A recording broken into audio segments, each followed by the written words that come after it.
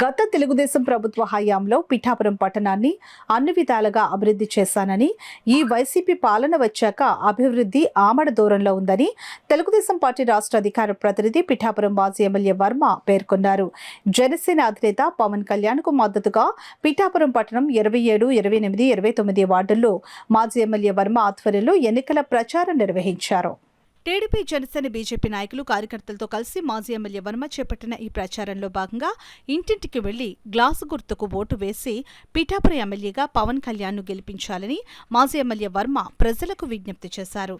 ఈ కార్యక్రమంలో సూరవరపు సుబ్బారావు, సోము సత్యబాబు, రెడ్డెం భాస్కరరావు, కొండేపూడి ప్రకాష్, సూరవరపు దివానం, అల్లవరపు నగేష్, రాయుడు శ్రీను, కోళ్ల బంగారుబాబు, నల్లా శ్రీను, నామదొరబాబు, కొరుప్రోలు శ్రీను, మసకపల్లి రాజా, గుత్తుల రామకృష్ణ, సీరం భద్రారావు తదితరులు పాల్గొన్నారు. 28, 29 వార్డులో door to door campaign Pawan Kalyan garu యొక్క అభివృద్ధి ఏదైతే ఉందో దాని మీద కరపత్రం, అదేవిధంగా గ్లాస్కి ఎంపీ ఎమ్మెల్యే 2 ఓట్లు వేయమని చెప్పి ప్రతి ఇంటికి వెళ్తా ఉన్నాం, ప్రచారం చేస్తూ ఉన్నాం.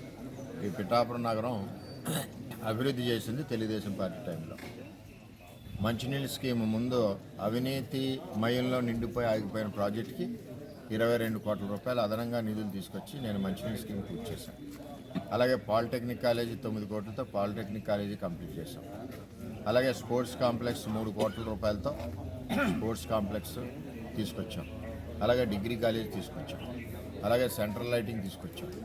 ప్రతి చోట కూడా సీసీ రోడ్లు అన్నీ కూడా పూర్తి చేశాం. అదేవిధంగా జగ్గయ్య చెరువులో దగ్గర లేదంటే 110 రోడ్లు సిమెంట్ రోడ్లు వేసాం. ఈ విధంగా పిఠాపురం నగరాన్ని అభివృద్ధి చేయడమే కాకుండా స్వచ్ఛమైన మంచినీరు సమయానుకూలంగా వచ్చేలాగా చేసాం. ఈవేళ సరైన మంచినీళ్ళు లేవు, శానిటేషన్ లేదు, ఏ విధమైన డ్రైన్లు సీట్లు తీయడం లేదు.